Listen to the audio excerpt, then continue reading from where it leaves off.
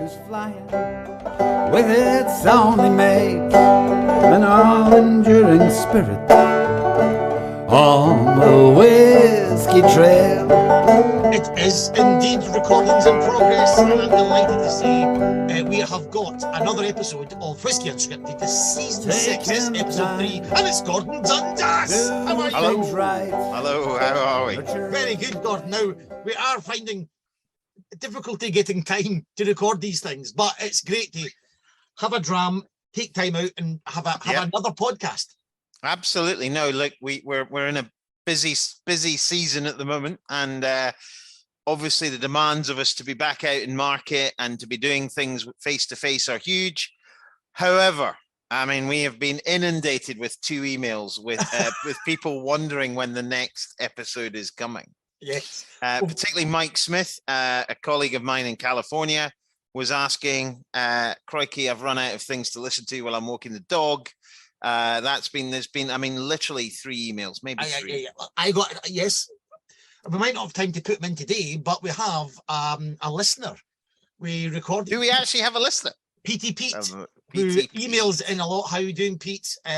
Visited Glengoyne, and I was actually free that day, and we had a little interview. So we might not get it on this episode, but we will get it on. And also, when I was in Geneva, Juliet from Glenallachie said she's still trying to catch up on all the episodes. So I think there's a lot of people, if we look at the numbers, there's a lot of people still listening to episodes of 10 or 12 ago. So, we are continuing on. The frequency is just slight challenge. Yes, but yes.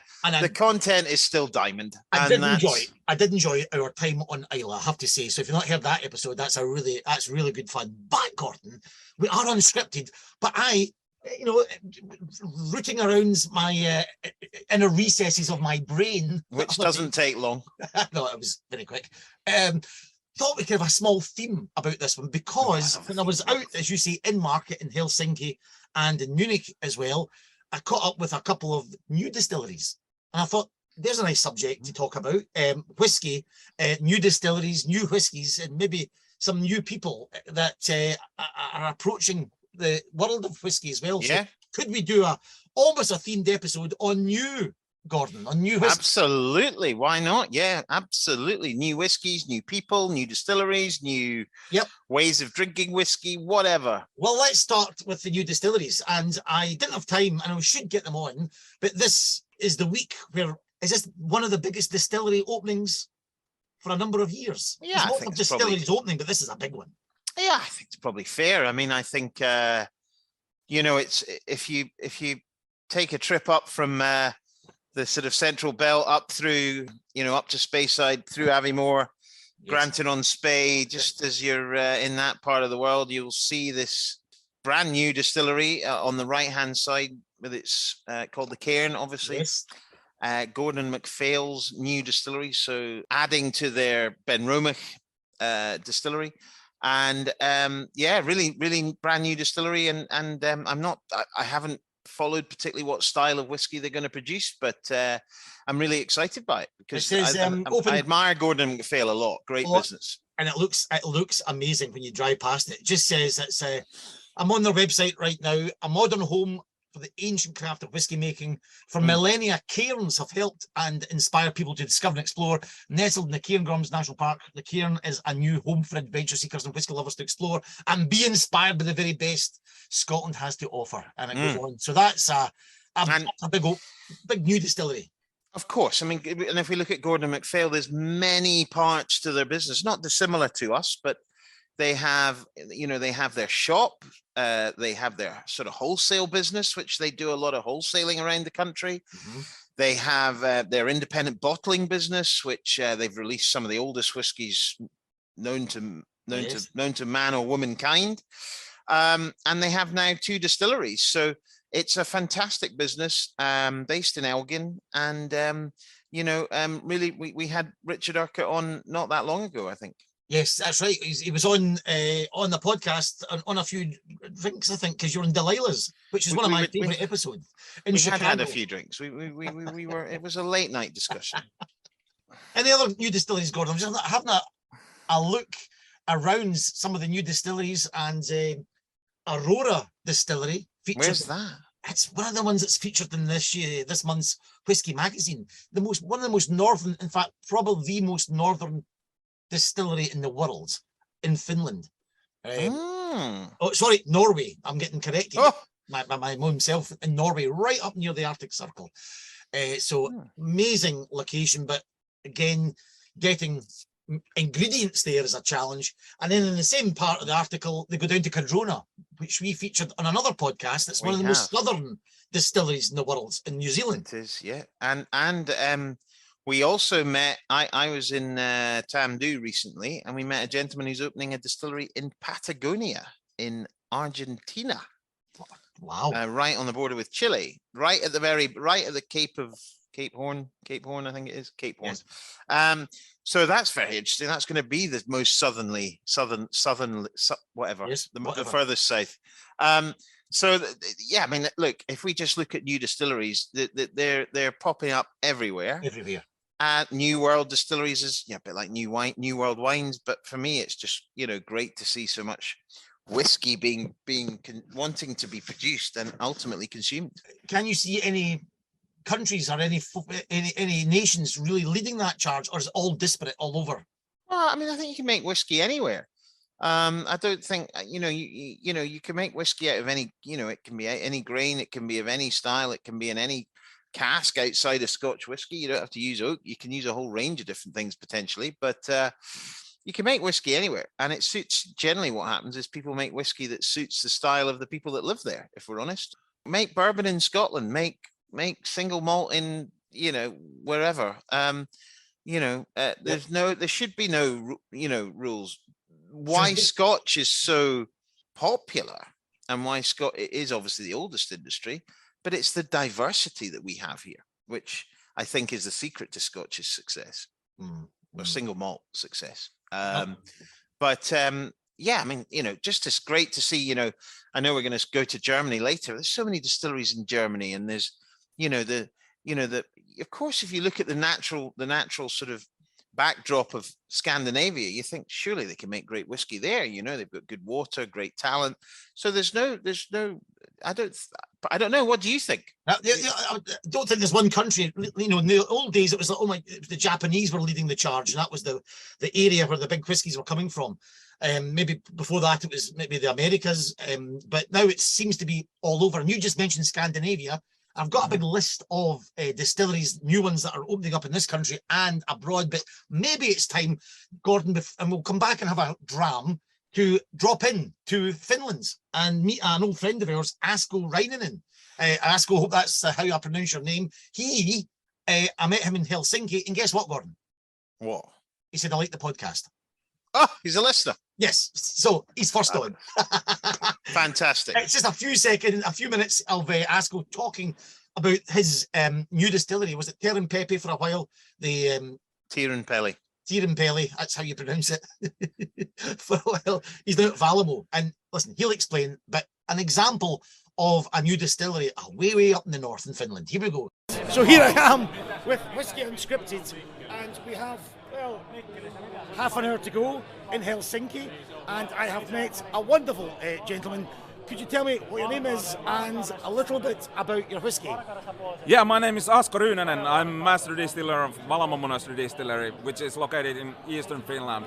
We have operated now about 7 years, started 2015, and what I serve you today is heavily peated. Oh, hang on, okay. Yeah, you can try 35 ppm, and it is our oldest bottling now, 6 years old, so we are a very young distillery, but you can see what's our way, where we are going. So you are a Finnish distillery, and you come from Monastery.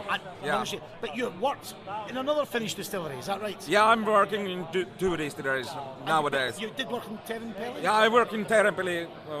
I started there in the beginning of 2000, and I worked there in a couple of occasions, and now I have been working in 7 years with the Monastery, yeah. So, before we talk about the whiskey, and I just said talk about the whiskey, but before we do talk about the whiskey, just a little bit about the Finnish distillation or distillery world. Yeah, of course, the Could you sum it Terempeli up? What's happening? was the first one, biggest one in the single malt scene, and nowadays we have plenty of whiskey makers, mainly the rye whiskey, but Terempeli and our monastery distillery are focusing in single malt whiskey. So, of course, the whiskey is booming everywhere, also here in Finland, and it's very hard in start whiskey business here because it's very expensive and you have to do every license, and it's very hard to learn how to make whiskey here in Finland. I'm only teacher of distillation here in Finland. I go to the Hammer University to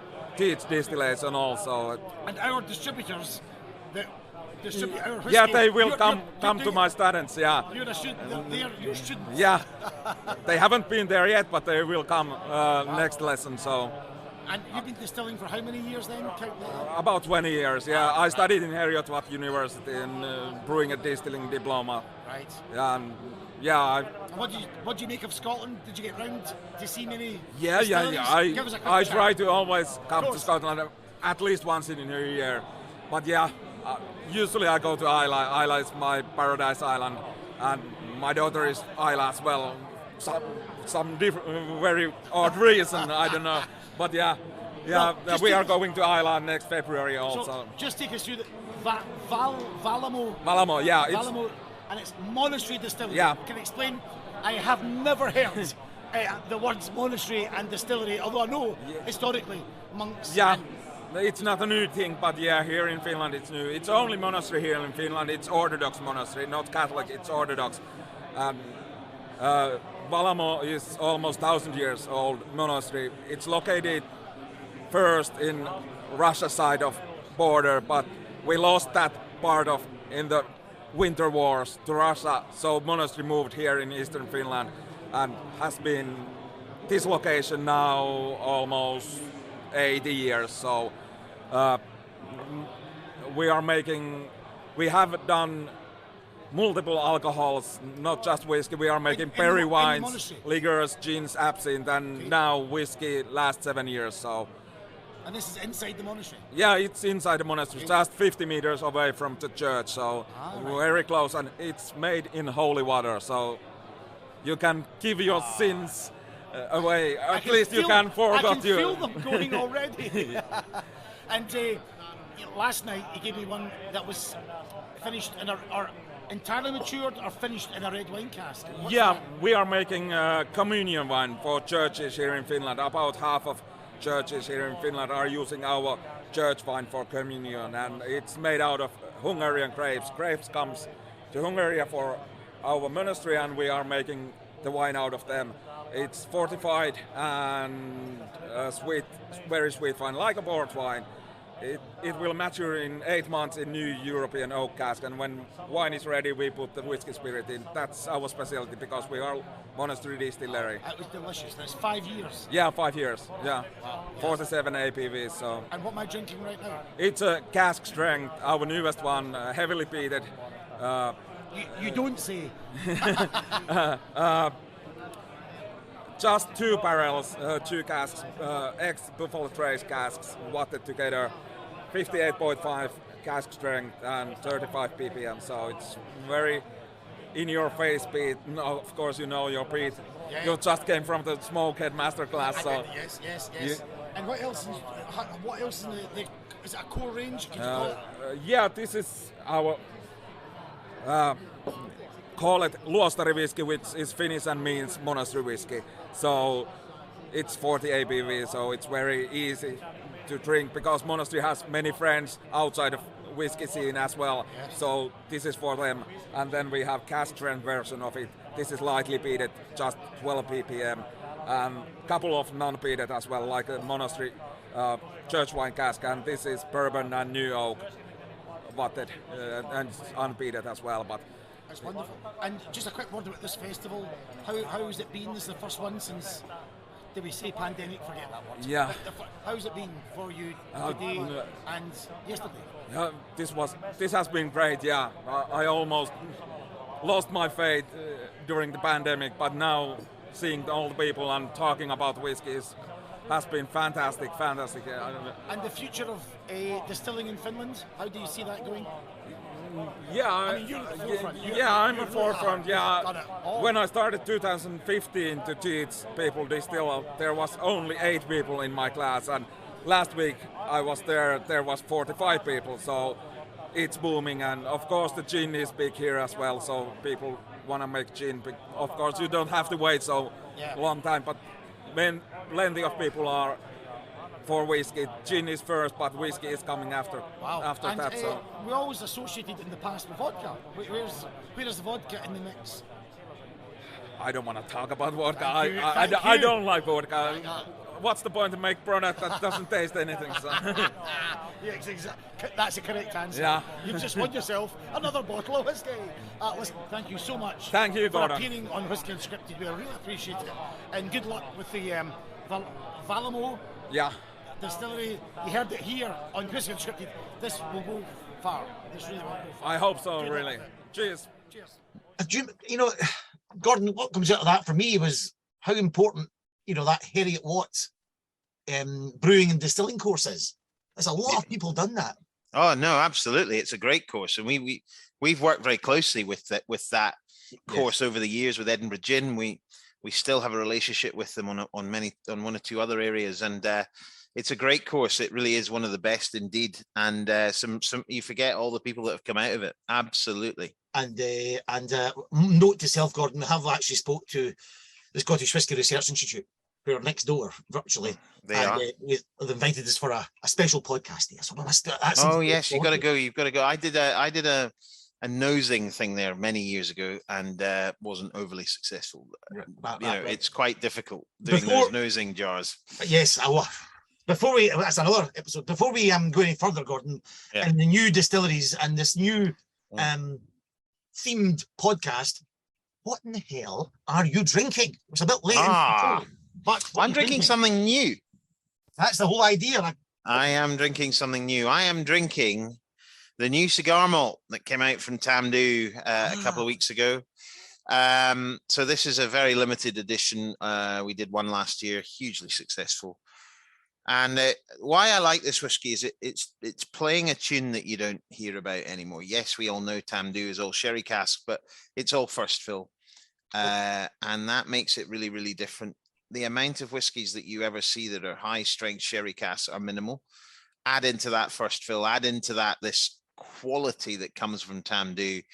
It is sensational whiskey, and you don't have to have a cigar with it. I'm not a cigar smoker. If anybody wants a laugh, you should look at the Cigar Malt one launch video that we did last year when we had the super smooth Jimmy McGee from Hunters and Franco talking to us about cigars and why they pair very well, and me, for want of a better word, fanning around trying to light a cigar, looking like a right amateur. So quite funny.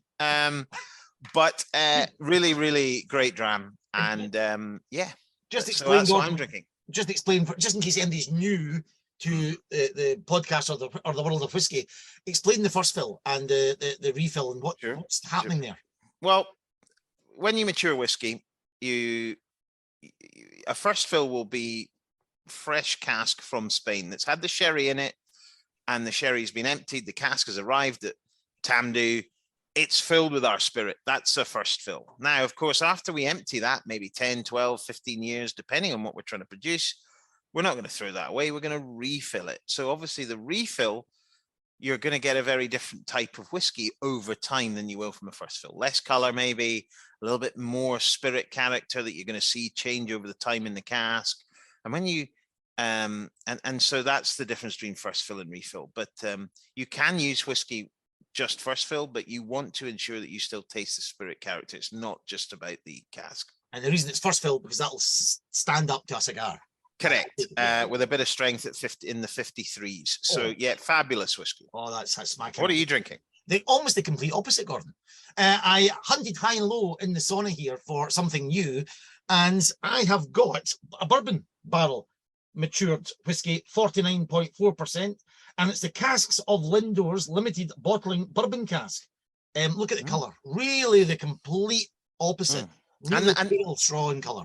And that's the beauty. If you look at the colour of this cigar malt, dark, rich, and then you've got something that's almost the opposite, light, way less cask influence, very different style because it's bourbon casks, very different oak type, of American oak as rather European oak sherry. So you are at the other end of the spectrum, light influence as well. So you should be getting lots of that character coming through. That's right.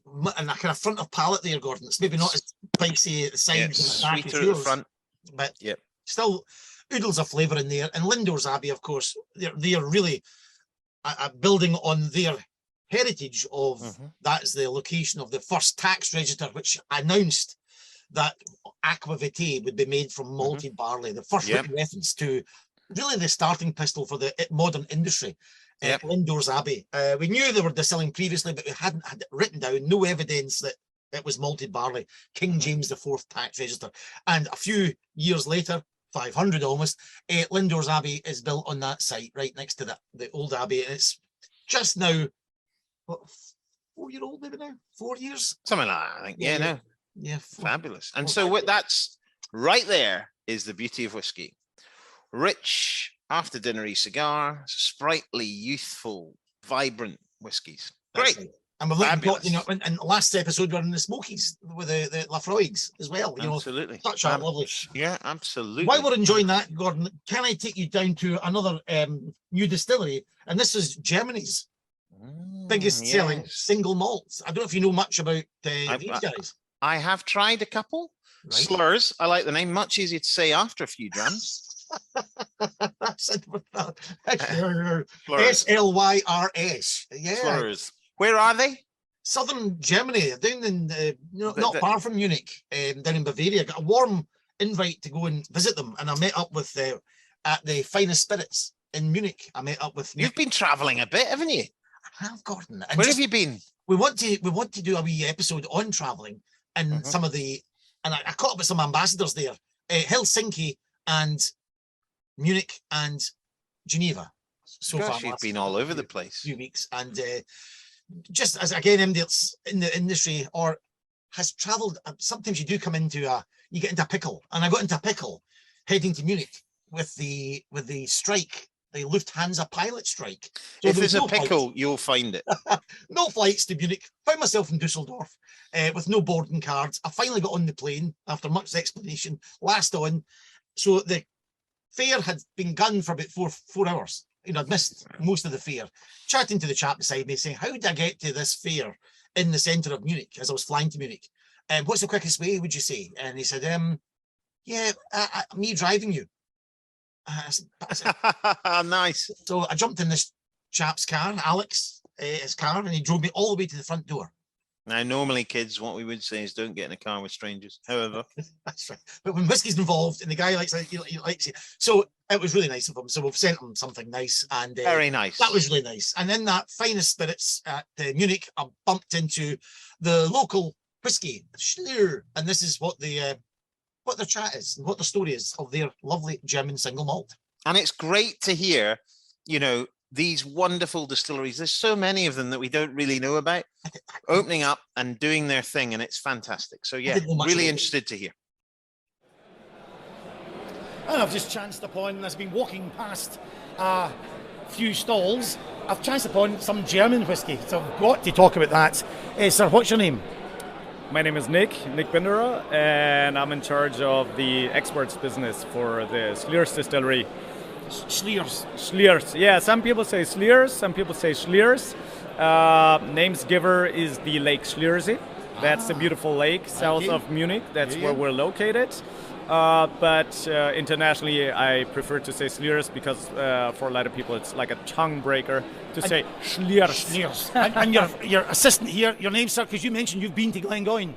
Yeah, I've been to Glengoyne once. I think it was 2013, and it was very exciting. And it's very similar to our distillery. We got a pretty wonderful nature around, and like yours at home. Hey? Oh, lovely. Well, let's talk about Slyrs then. What would you suggest we have to try the lovely German whiskey? Well, of course, the whole portfolio. But Okay, it's got a long podcast. We have a lot of whiskeys to try, so I think we just reduce it. But maybe just to give you I've got my glass here. Sure.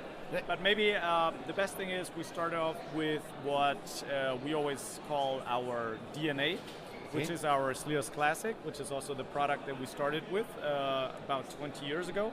This is our classic single malt whiskey. So just rewind it back 20 years ago.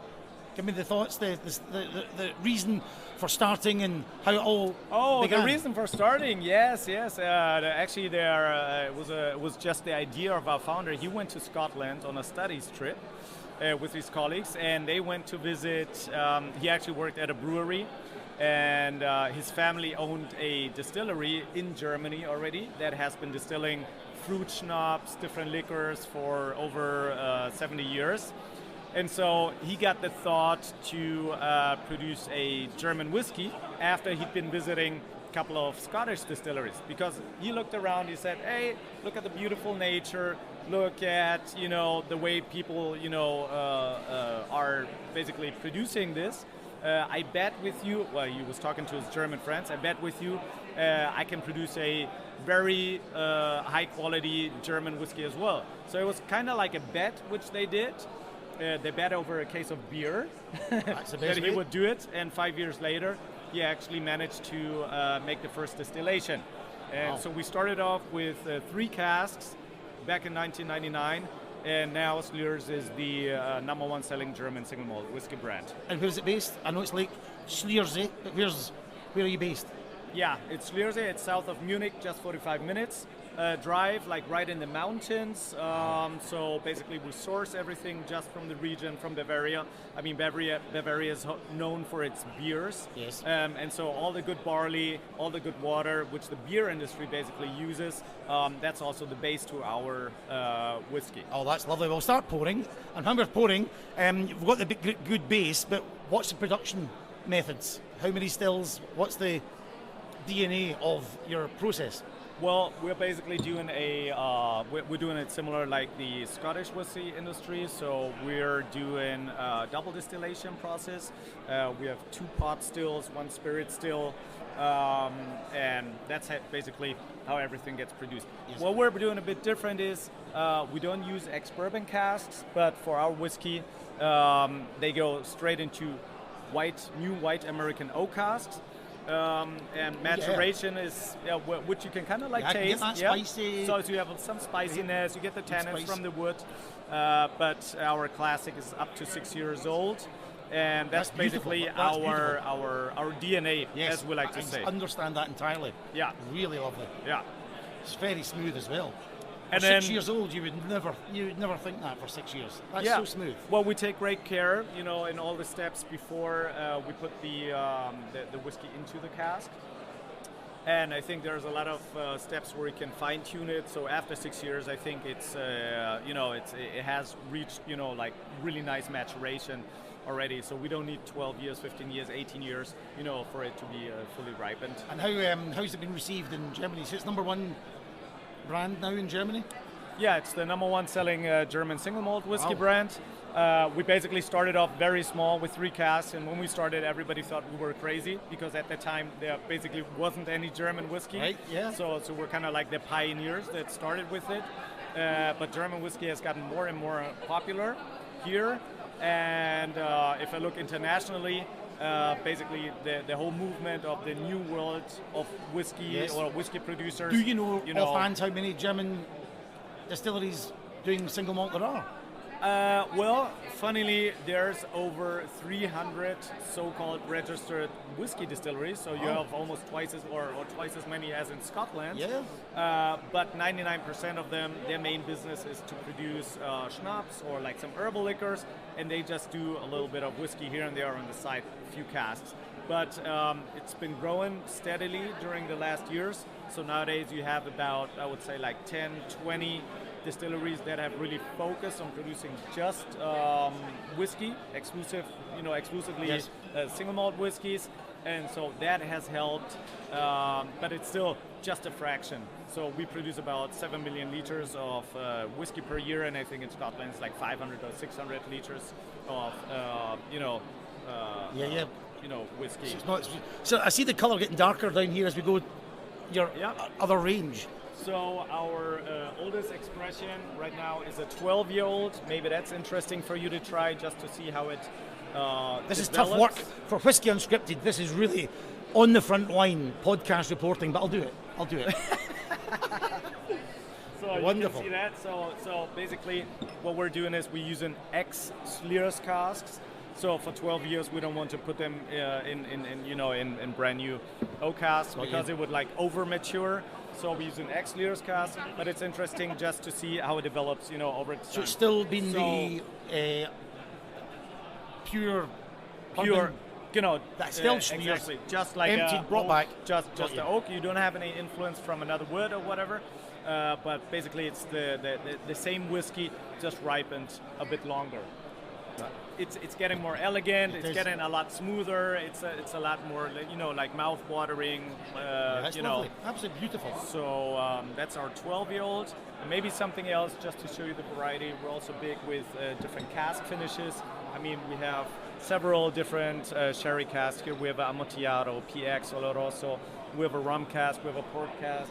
Masala, Madeira, Sauterne. Yeah. So really, quite playful with these different cask finishes. But maybe something for you to try if you're more on the cherry side. If that's something. This one or that one? Was I put this? It doesn't matter. Just use either. This is our newly launched Amontillado cask finish. So it's been sitting in a white oak cask for 2 years, and after that, it spent 4 years in a sherry cask. So it's a bit stronger on the sherry side, and for people that kind of like the cherry bombs, that's kind of like that's the variety. And that's a beautiful color as well. Yes, all natural. All of our whiskeys, it's all natural color. Of course, that's really important for us. This one has 46% of alcohol. It's just really nice and easy drinking. I have to say that's a beautiful whiskey as well. Well, thank you very much. Yeah, absolutely lovely. And I see people queuing up here to get a taste of Slyrs. So sure, I don't want to keep you. Hello there. There's whiskey to be drunk here. Yes, I like it. But listen, Nick, thank you so much for opening a little lid on the world of Slyrs and German whiskey. Yeah, it was a pleasure. Thank you for many congratulations on it, and good luck in the future. Thank you. See you, Tom. Thank you. See you around. See you also. You're very welcome. Visit us at the distillery. We would love to come. Yeah, and can you all come? If members of the public, is it open? Yes, we also have a visitor center. We have 50,000 visitors per year that come to visit us. So wonderful. Right. You can spend a very nice day there. I'll be 50,001. Because this weather is wonderful. I don't want to go back to Scotland. It's raining back there. I'm staying here. Guys, thank you so much. Thank you so much. So that, great. I mean, I didn't know too much about them, I have to say. No. And the range was, quite surprising how many and different types of whiskey they're doing. Yeah. No, very interesting, and just great to see these whiskies being made in these countries. Fabulous, really nice, really nice. Now, Gordon, we're in the middle of a theme. You're drinking the Tamdhu cigar malt. I'm having a small dram of Lindores bourbon cask as well. Yeah. And I just thought, how would you like to take on the Whiskey Newbies Innovation Challenge? Yeah, I'd love to. I'm going to take a minute on the clock. I don't have a sound effect, but just have to pretend there's a minute ticking on the clock. Okay. Yeah. All I need you to do, Gordon, is work out what I'm talking about, what the innovation is in the world of whiskey. So here we go. Who am I? The clock has started. I was an innovation first patented by Celia Blumenthal in 1813, and later by a former senior excise official in Ireland in 1830. You'll find me in America and Japan and in North British, Girvan, Invergordon, Strathclyde and Starlaw. Who am I? I'm in America and Japan. Column still? Yes! That's the one. Okay, here we go. Moving on. Coffee still. I was patented in 1913 by William Bergius, grandson of William Teacher. And I was first commercially seen around 1924 on a Stewart's Highland Cream of the Barley bottle with the tagline, "Bury the corkscrew." Was it a closure? Yes, it's a Cork closure. corkscrew closure, brand new, Gordon, around about 1924. What is it? Here I am. At the minute, we've still got less than a minute. Here we go. I first made my appearance at Whisky Live London in 2001. I have the Davison family to thank for bringing Glencairn. Yes, Glencairn glass. I'm trying to make it exciting with only a minute to go. I'm a type of malting created by a French engineer in the late 1800s. The first US brewery to use me was John A. Huck in Chicago. And I enjoyed my time at Tamdhu. What style of malting am I? It's what I'm going to have for lunch, Saladin. The Saladin maltings. We'll come back and talk about that, Gordon. Number 6, I was unknown in the UK whisky industry before World War II. Then demand for me rocketed in the 1950s as I was in plentiful supply due to a legal battle won by some union friends of mine. Bourbon barrel. Bourbon barrels. Yeah. Bourbon barrels. Number 7, I was first seen probably at Port Ellen as a result of the Excise Act of 1823. I've just arrived at Rosebank, and though everyone thinks the stills are the stars of the show, I disagree. Who am I? Worm tubs. No. Oh, I've just arrived at Rosebank. Yes. Oh, I don't know. Sorry, worm tubs are way older than that. Quite near the stills, because they think the stills are the stars of the show. I disagree. And it's just arrived at Rosebank. It's a spirit safe. Oh, hit the bar. Okay. Number 8. Here's Gordon. It's a long minute. That's the game. That's the game. It's less than a minute. I started appearing. This will sink your spirits. I started appearing during the 16th century. Innovations came in the late 17th and early 18th centuries when silversmiths began to embellish me with silver mounts, as well as being made from silver. I was also engraved with lines to give the impressions of staves, and so replicate the appearance of my wooden predecessors. If you've got me, I am a keeper. Oh, who am I? You're one. It's a quaich. Yes, it's a quaich. We'll come back and talk about that. Number 9, the minute's almost running out, 10 seconds. Although some of my parts are older than human civilization, I am becoming very popular in distilleries at the moment, where I am arranged outdoors in cells.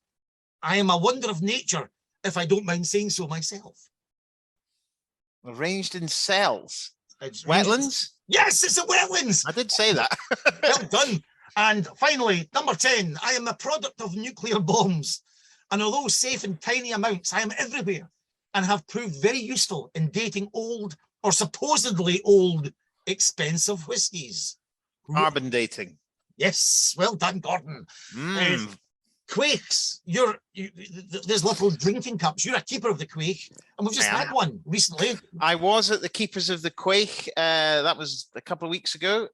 Which is an amazing experience. It's the first time I've been back, actually, since I was made a keeper back in 2013. So, yeah, we had some guests that we were inducting, I think the phrase is, into the to be a keeper of the quaich, and that was our partners over from Demonic in Holland. We had Luke and Hans Older Demonikov. Yes. They were both getting inducted into the Keepers of the Quaich, which we were very happy to do. So I was there with Stuart Thompson. Blair Castle, yeah. Blair Castle, you had Stuart Thompson there. Unbelievable evening. Yeah. Great to see so many industry folk there.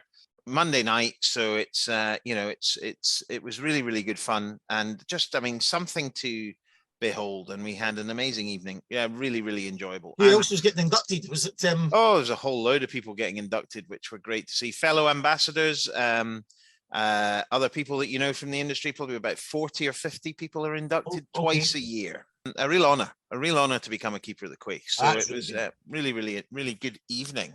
And I didn't know them. Fred from the Douglas Lane. Douglas Lane, Fred, yes. He became a master of the quake. Was it a master of the quake he became, right? Yeah. So Fred became a master of the quake, as his brother did, Stuart. So we've got Douglas Lane and Hunter Lane there. So that's two brothers were both made masters. That's a slightly more exclusive. That's what, you know. Yeah, well, yeah, I think I don't know I can't remember the criteria to be a master. I think it's if you've been working in whiskey for a certain amount of time promoting it. So, but yeah, he was made a master, and as were a few others. But just great to see. I mean, I saw the Gordon MacPhail guys. I saw quite a lot of people from Old Pulteney and Balblair, etc. were there. There was a lot of Diageo people there. I was sitting next to guys from Glenmorangie. So no, it was really good. Really lovely evening. Well, that's not. I'm sure you had a drama too. And we've talked a little bit about distilleries, just to put a tin cap in the distilleries, Gordon. Just some of the ones that are opening in Scotland. 8 doors. I didn't really. This past me. This is in John O'Groats, and their name's inspired by the man Jan de Groot, who John O'Groats is named after. Well, there you go. You must have. That's amazing. That's amazing. I mean, even actually, funnily enough, there are so many, but even something that Glenmorangie is doing with its experimentation distillery and things like that. There's so much going on. The whiskey industry's in a good place, but the headwinds are strong. And let's just hope that everybody can get through from all aspects, get through what's going on at the moment. So the question, and as we move on to maybe some of the new releases, if you've got some that you've cast your eye over, the question would be, in this theme of newness, is new good? Was whiskey better in the old days, or was the industry better in the old days? Discuss. Is new always better? Well, that's a good question. Because I think there's was these bourbon barrels were not known pre-World War II. Well, I mean, that style of maturation, you could say, has really improved. No, totally. I think if you look at, I think one of the best indicators of how whiskey was back then is if you look at blends, because that's what most whiskey was made. And I think there's a fair appreciation that blends of the 60s, 70s, and 80s were fabulous. I mean, I've drunk some amazing blends from back then because they were using exceptional single malts, because single malt wasn't a thing. And I think you now see a little bit more of blends made for certain channels, price sectors, whatever.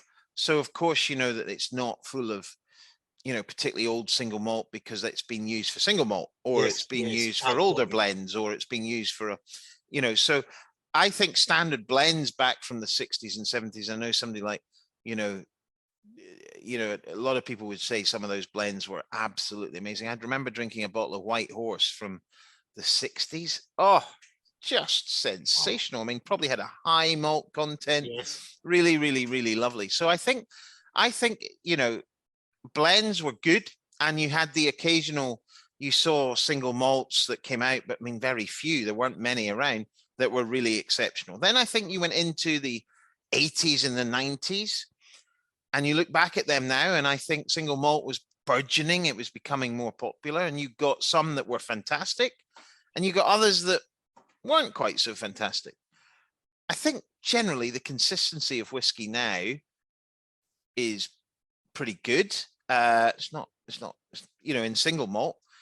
Blends are different, but you have blended malts now as well, which are really interesting. Why would you not? We've spoken about this before. Why would you not combine, single malts from 6 different islands like we do in 6 hours? What a fabulous! One of my favorite. So I mean, I think single malt is more consistent and at a higher level than it's ever been.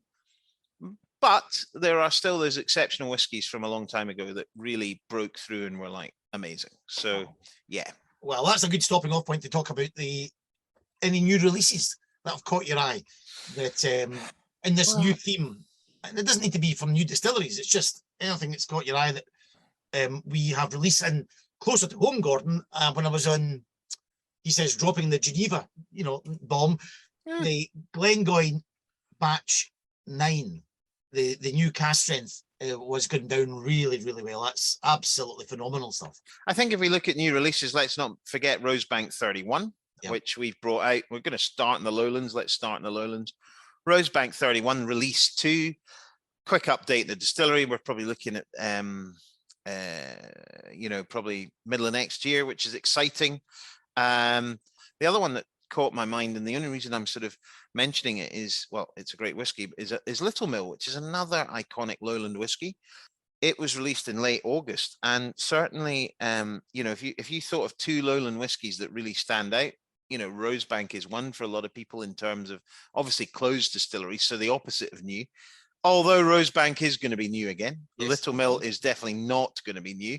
It is closed and closed forever. I'm actually doing a tasting in Holland on Monday with Little Mill, with the guys from Loch Lomond, and I will be there talking about Rosebank, 2 of the most iconic lowlands ever. So there's a couple of, a new release from our perspective. The other one that caught my eye, and I know it caught your eye as well, was the Bond series from Macallan. Oh yes. Yes. The decades of Bond, and it looks all very beautiful and great. And the one thing I've struggled to find out about is really what the whiskey is. But apart from that, Macallan doing their thing, fabulous. But I've struggled to find a bit more. The whiskey details a little bit light, if from what the actual whiskey is. But celebrating James Bond's 6 decades, I think. They've brought out 6 bottles of whiskey, which obviously you need to go into a ballot, and obviously it's Macallan. It is what it is. But as a bourbon lover, there was another one that has caught my imagination. I love bourbon. I worked for Jim Beam, and they've just brought out an 18-year-old Knob Creek, which is a small batch bourbon. They've done Rise and other stuff, but it's their small. They have so Jim Beam is Jim Beam White and Jim Beam Black, but it also they have these 4 smaller ranges, which is Basil Hayden's, Baker's, Booker's, and Knob Creek, which all have their slightly different styles. Knob Creek 18 is really pushing on in age for bourbon, and I'm wondering, firstly, and I don't know enough about it. I have a friend of mine who's involved with the bourbon side of Beam Suntory. That's quite old for a bourbon, and it's very easy for bourbons of that age to just be woody and spicy, but clearly it isn't. That there's no way they would release something like that. I think it's gone like hotcakes. I think it's a pretty high price bourbon, but I'd love to taste it because I love Knob Creek. I think it's a very, very good bourbon. And of course, the special releases from Diageo was the only thing I was going to say, which come out this time every year. Right. Anything caught your eye? Well, yeah. I mean, I think they're very colourful, and there's quite a lot of different whiskies that you don't really see, maybe from sort of cask strength. There's a cask strength Talisker in there. Well, they're all cask strength. A Lagavulin. There's ones that will be more interesting to people than others, I think would be fair. There's a single grain from Cameron Bridge as well, but you can know the ones that people will be interested in, which is a sort of Klein Leash or the Oban or the Lagavulin or the Talisker, I think would be the 4 that most people would be interested in. So I think they bring them out every sort of year at this sort of time, and celebrating their wonderful portfolio of whiskies. Oh, lovely. And another one that caught my eye when I was across in Geneva, and I see as of October the 14th, 2022, Lag have their inaugural release batch 1. So that's the newest one in Arran. And we did speak to the distiller or the manager a few series ago, did we not, Gordon? A long time ago, yeah. We spoke with Ewan Mitchell, who's the managing director. And that might have even been series 1, if not 2. But Lag at that point that was 2 years ago. So Lag was probably still being built, or maybe no, it must have been producing. Sorry, must have been producing. So it was built, I think, just before COVID, and they've released their first release. That's right. 3 inaugural releases from Lag, a heavily peated single malt matured in ex-bourbon casks. And the interesting thing about Lag is that it's on the southern part of the island, so it's a heavily peated lowland whiskey. Yes, there you are. I was just discussing that with doing a wee bit of training with some of the staff yesterday, and just saying the styles now, maybe in the old days you could have maybe said Gordon Lowland would be light, floral, grassy. Yeah, look, spicy, never smoky, etc. But you can't really go by geography now, can't you? I mean, the regions were all about a style for blending. That's what they were about. So if you were, if you were a blender and you were, I need to get some of this style, you phoned up the distilleries from that style and went, can I have some of that, please, for my blend? So that's really where regionality came from. It's less relevant now. You should have any style of whiskey anywhere you want, really. Well, that's a very good stopping off point. Talked a little bit about distilleries, new ones, a little bit about the new kind of whiskies out there at the moment. And I think it might be quite nice to talk about if you are new to the world of whiskey. You never know, Gordon. You might be listening to this show and you don't know too much about whiskey. It'd be quite nice. And we've got a person who was new to whiskey. Ah, yes. Absolutely, yes. This is going back a couple of months. Yes. Could you explain the whole? Because it came via. Well, I mean, he does you know about it. You give a bit of background. Yeah. I'll have a little bit of background because he actually does explain exactly what happens in this interview. He's called Dave Cummings, and he was on the show a few series ago. And the Whiskey Tribe of the United States of America got wind that this chap had never tasted whiskey in his life, and from his very first taste of the Glengoyne 21, his life has changed for the better. And he found himself at Glengoyne. And this is exactly what happened when me and yourself, Gordon, caught up with Dave Cummings at Glengoyne. And his wife. His lovely wife. Here we go. A new whiskey drinker. We're in the beautiful Glengoyne Distillery.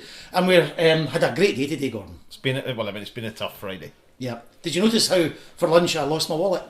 You did lunch, yes. Yeah, it's very nice. So thanks for lunch. No problem at all. Why were we out for lunch? Well, we have some very special guests. We have some special guests, and it's not often we have something popping up for the second appearance on the podcast. No, second appearance. Well, it's a very special guest, very important for Glengoyne. It holds a big part of your life, I think. So we have got Dave Cummings and Joe Lynn as well, sitting here in the manager's house. And can I just ask, before we talk about your day, just explain about your first drink of whiskey for those that never heard you the first time round. Yes, well, it's glad to be here. Thank you for everything.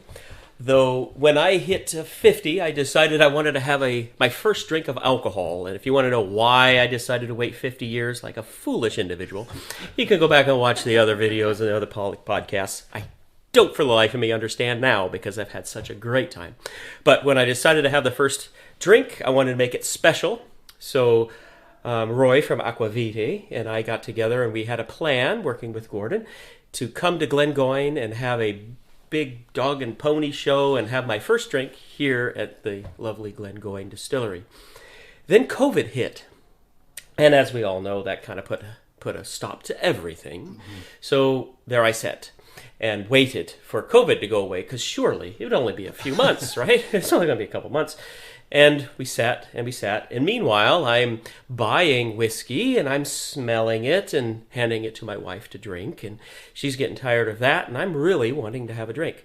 So finally, we got with the Whisky Tribe through Roy. And we went down and had a wonderful experience there. And just epic time having my first drink of alcohol. And you can go on YouTube and find that video with the Whisky Tribe. And now, finally, COVID went away. And I wanted to still come back to Glengoyne to have a experience here. And so here we are. We've come and we've had a wonderful day. And I had my first drink of anything here in Scotland. We waited until we got to Glengoyne to have this experience here. And it's everything that I thought it would be. Wow. So. And Joe Lynn, is that true? He actually waited? Because you arrived in Glasgow yesterday. We arrived yesterday. And you decided, is that no alcohol until Glengoyne? Yep. We had no drinks at all until Glengoyne today. Oh my God, that's Glasgow as well. And it's our first distillery tour ever as well. Wow. Right. Well, so, what have you made of it? Drink. Because, maybe, were you conversant with whiskey before? Dave? No, I wasn't. Okay. So I started learning about whiskey at the same time that David did. And has today lived up to expectations? What did you think it would be like? And what has it been like? I didn't really have any expectations, honestly. That's a good way to be. And I have to say that this might be one of the best days of our lives. Ever. This Ever. has been great. This is an amazing experience. Glengoyne is such a... It's such a family feel here. Like, it feels like home. I think David said it about 3 times now. This feels like home. Yeah. And it's beautiful. And you guys, our experience today has been amazing. No, it's wonderful. You got to see the distillery today, Dave. What did you you like the liquid, but did the process and the maturation, did it live up to what you have sampled? Yes, and it's I'm kind of a country kind of hick kind of guy. I'm all into machinery and all that stuff. And when you think of the bigger distilleries, nothing against them, but they're all high tech and slick and stuff. Glengoyne seems old school, right? It's like people who enjoy driving an old Chevy pickup truck, right? I work the carburetor myself, but the product is fantastic, and it's done manually, old way, taking your time and making a good, one of the best whiskeys in the world, but doing it manually. And I think you had one of the best experiences in the world, because you did make whiskey. We did. Now, for those that have never been to Glengoyne, you did the Malt Master Tour. So just explain, that was somebody that doesn't know whiskey, you were actually making a single malt. So we got to take, my understanding is cask strength, right from the cask, multiple different versions, and get to blend our own whiskey. All from single malt whiskey. So much fun. And what I loved about it is you distinctively both came up with 2 different whiskies, and that's what it's all about. There's no right or wrong answer. It's what you want. So, and Gordon, that's just to put people in the shoes of a master blender, where you're given single casks and you marry them together to create a core range whiskey. Oh, totally. And you can't really do that at many distilleries. And I think to come and do that here is a great opportunity, because as we've seen today, and you guys have seen, the diversity between one end of the spectrum of Glengoyne and the other is huge, and bringing them together really shows you how we make our whiskies. And my other question is, how on earth have you managed to come in sunshine? Well, it's horizontal rain about 3 days ago. Anytime we come to the UK or travel anywhere, we seem to bring good weather with us. So if we want to start up some kind of group where everybody funds to bring us to the UK, we'd be happy to bring the good Gordon, you should do a song about that. Some of it, everywhere you go, always bring the weather with you. Somebody should write a song. Yeah, we definitely should do that. Yeah. And you're here in Scotland for a not just Glengoyne, for a whiskey tour. So the Whiskey Tribe has had a tour of a bunch of magnificent bastards that we're all meeting on Sunday, and we're going to go around and have shenanigans and a good time all around whiskey, and heading to the lovely island of Islay. Oh, all over the place. Who knows? I'm just along for the ride to sip some whiskey and have a good time. That sounds absolutely wonderful. How could it go bad? How could it go bad? I know you've started with the fine and rare collection at Glengoyne, so you're onwards and upwards. Well, I don't know about upwards. I think we've peaked. Yeah. I don't know how on earth. Onwards and downwards. I don't know. Yeah, this day couldn't be topped. I don't know how. It's not possible. So we'll go down a little bit, but it's still gonna be a fun time. You will have a ball. It will be amazing. Isla's incredible. You'll love it. And I know you're touring around. You'll have a great time, and you'll hear great stories. But we are very, very, very happy that you made it here. We're very glad we could show you some of our drams, and we really count you as a Glengoyne part of the family. So thankful. I'm definitely team Glengoyne forever. I mean, something special about this place. Truly is. As soon as we arrived, we're like, well, Jolene said that. I was like, man, this feels like home. I mean, truly. And you don't see that very often. Places have energies and feelings, and you go there and you're like, this place is bad, or, ooh, I'm leaving. But this place makes you want to grab a dram and sit down and just relax. Fantastic. And just a quick word, Jolene, about Kathy. She took us round today. Kathy. Well, building on the home thing, when she started talking, she reminds me of my family. Of my grandmother, of my great grandmother. Wonderful. She's amazing. As is all the staff here. They love the place. Fabulous. Yep. Wonderful part of the best day ever. Oh, that's wonderful. Listen, we'll let you enjoy the rest of those lovely drams. And hopefully it won't be the last time we'll see you here at Glengoyne. Oh, no, I will definitely not be the last time. Thank you so much for your hospitality. Truly, one of the best days ever. That's fantastic. And this might be truly one of the best podcasts ever. So let's finish it there before anybody says anything other. That has been Gordon Dundas and Gordon Dallas reporting from Whisky Unscripted from Glengoyne. over and out.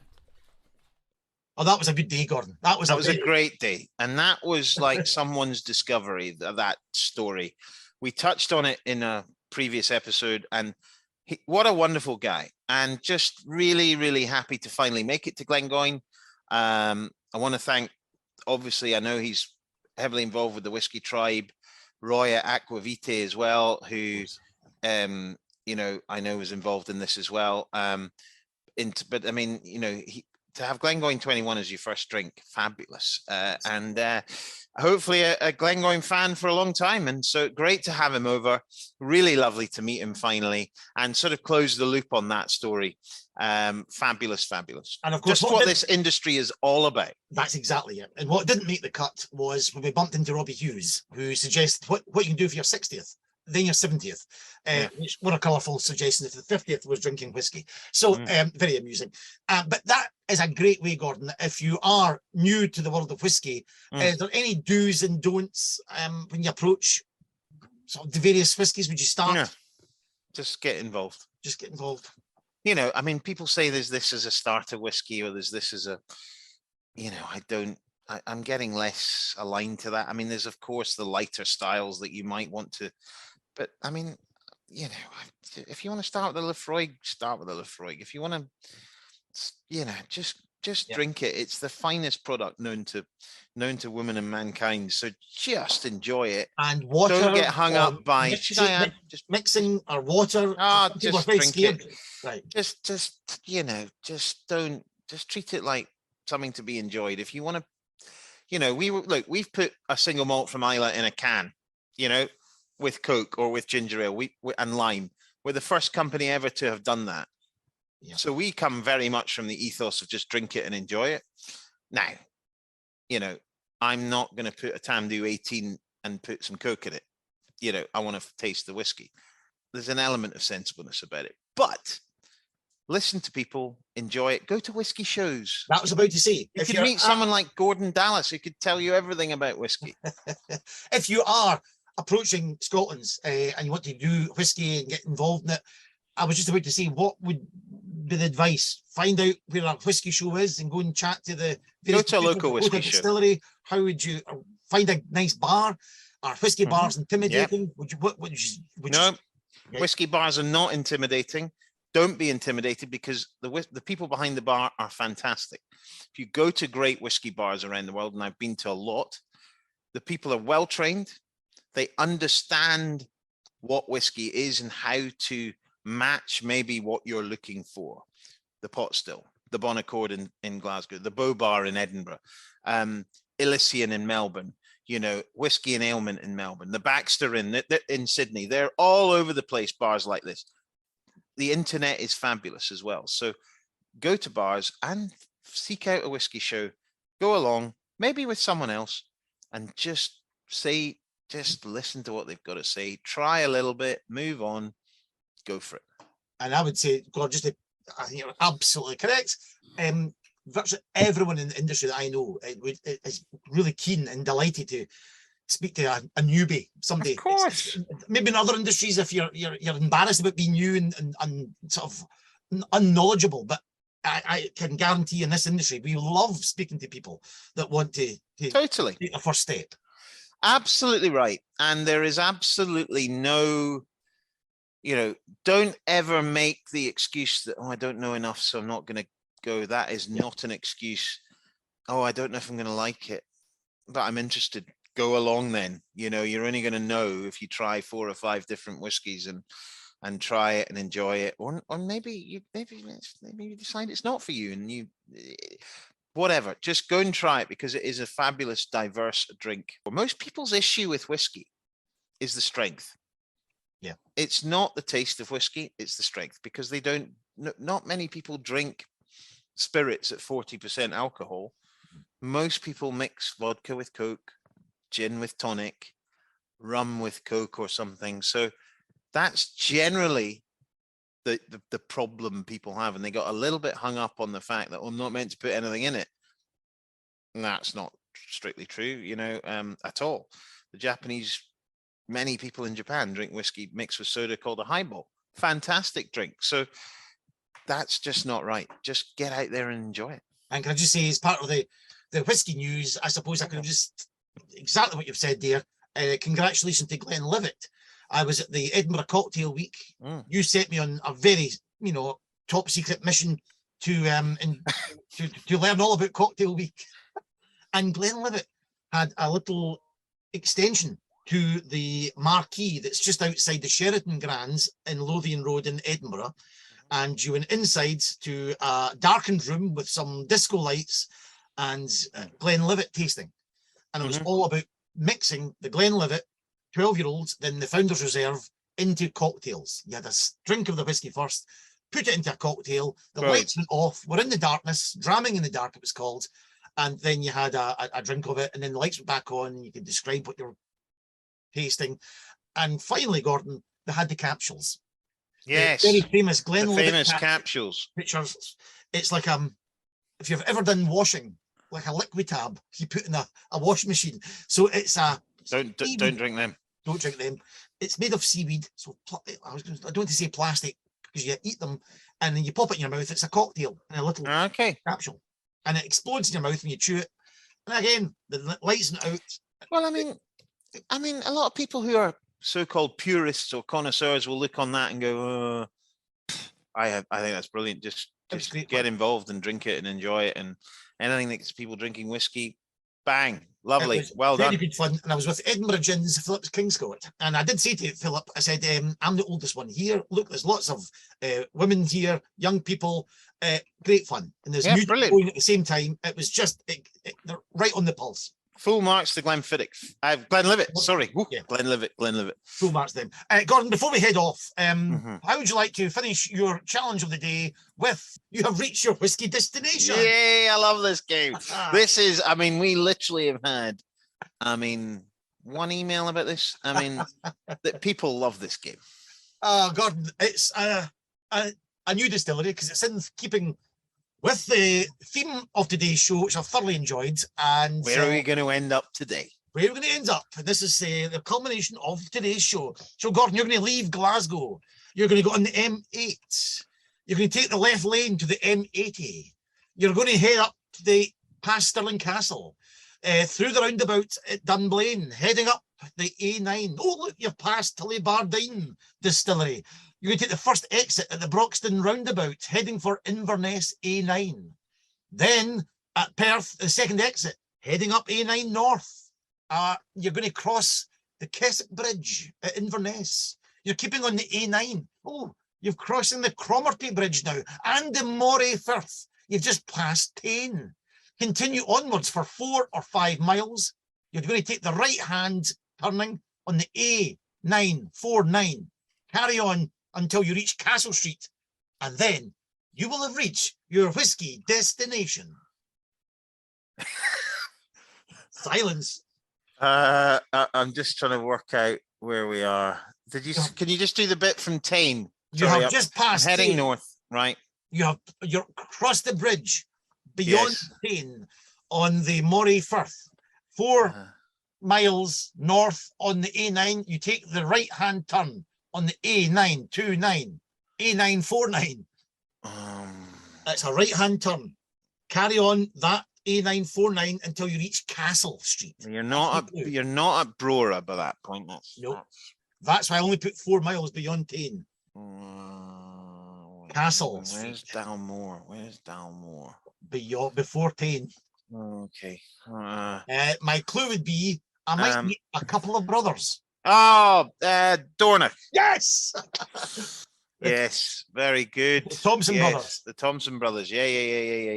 That is very Dornoch Distillery. A new one, I think, just 3 years now, 4 years. Just getting to release their malt whiskey. And while I was researching this game, when you go to the website and it's contact us that gives you descriptions how to get there. Plans for another distillery in Dornoch. They're expanding. Yes, they're building a much bigger one, I hear. Yes. I think they had direct fired stills and they started off doing that, but I think they're going to change and make a much bigger one. So that's great. Good for them. Really good. I like what they're doing. They're doing some really nice stuff. They were always the epicenter of the Highland Whisky Festival, trying to get that Dornoch as the sort of main centre of the Highland Whisky Festival. So we do one in Speyside, we do one in Island, Campbelltown, and I know they do one of a slightly smaller nature in the Highlands, usually centred around Dornoch. But that'd be nice to get them on the show one day. When I was in Dornoch last year, just turned the corner at the Dornoch Castle Hotel, and there's a distillery in a small garage.